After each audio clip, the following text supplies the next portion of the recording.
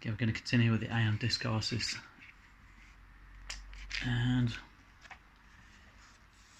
okay, so now I've been shown to repeat this to start from the beginning again, because this is a very, very important discourse. So this is what we're going to do. Yes, so we're going to continue. So this is the I Am Discourses. This is Discourse 16, November the 24th, 1932, Thanksgiving Day. The personal ray of Jesus and the other created rays. Saint Germain, invocation. Thou mighty wondrous presence, we give praise and thanks for Jesus Christ's presence today. We rejoice in the fullness of the Christ activity, the active presence of God. Out of the fullness of this presence comes pouring like a mighty stream gushing forth from the mountains the energy of illumination. This great and mighty stream of life, with all its attributes of perfection surging into the hearts of mankind, it's anchoring in every one peace, love, harmony, faith, and charity to all. Thou mighty presence, infinite love, enfolding all mankind, give special notice to these earnest students who have come under this radiation. Give every assistance that it's permissible. Strengthen them to stand unwaveringly in the light and face the truth joyously, willingly, to pluck out of their lives and creation all undesirable things. Fill all official places with the mighty messengers of light. Sustain them by thy mighty ascended host, that they may be strong enough to stand unwaveringly and successful before any sinister force. We give praise and thanks for this day, as an uplifting and wonderful memory established in the consciousness of mankind. May that rapidly approaching time come when every day may be a thanksgiving in the hearts of mankind for thy light ever enfolding all who wish it. I bring greetings from the ascended hosts and Jesus himself. The discourse. The first principle of activity from the Godhead is projection or precipitation. Therefore, its nature is to project or precipitate itself. The first activity is the divided rays going forth into individualization, into visible expression. So we were explaining yesterday the seven rays. When the white light of the ninth dimensional aspect of source projected out, it created it basically split. So it's split into the lower rays. So everything basically comes from the ninth density. The ninth density is basically that of no thing, or every potential of unmanifested source, unmanifested creation.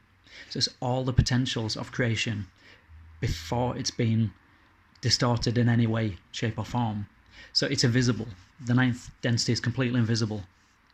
The eighth density is where the white light gets divided into this by the seventh density. So the seventh density is the seventh ray, which is the violet ray. Okay, the seven primary rays within what we call manifest creation.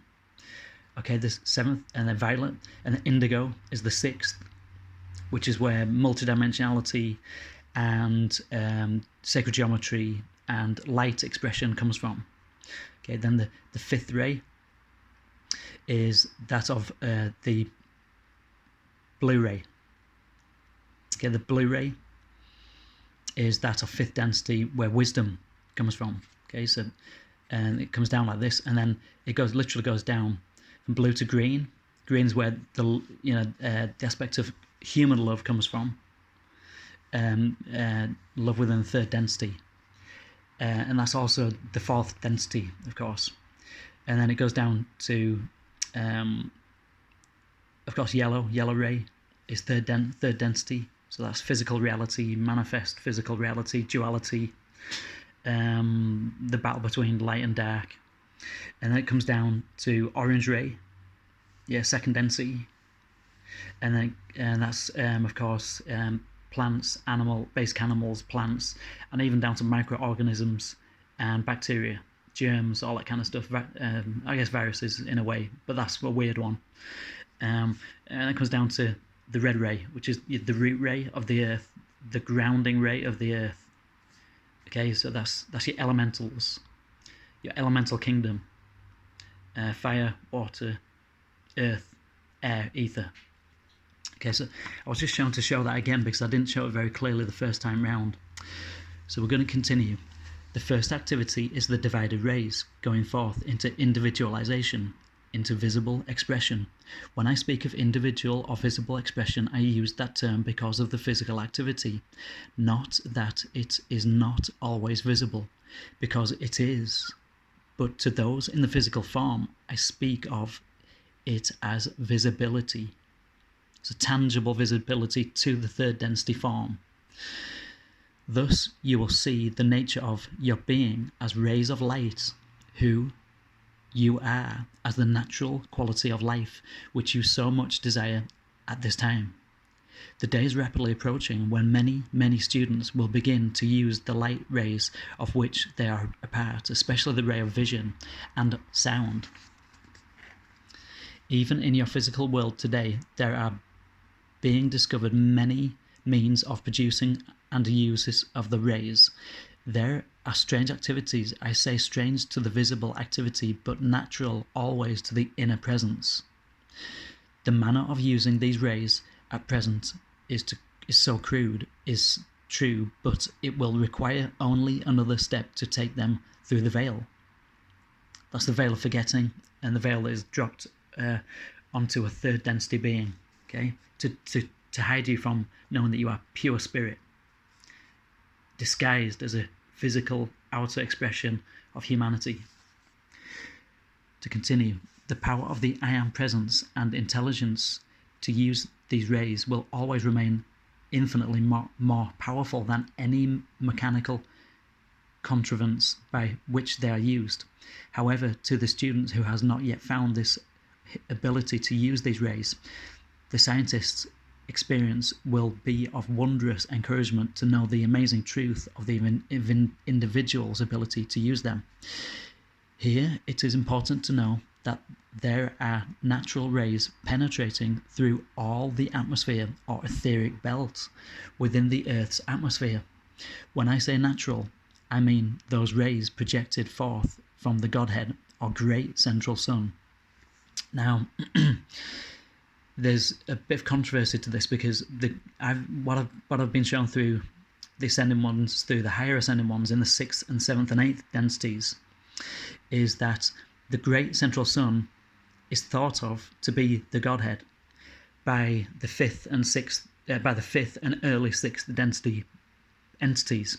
However, what you find out in the 7th density and the early 8th density is that the Godhead is actually above the Great Central Sun. So there is the Great Central Sun, okay, which is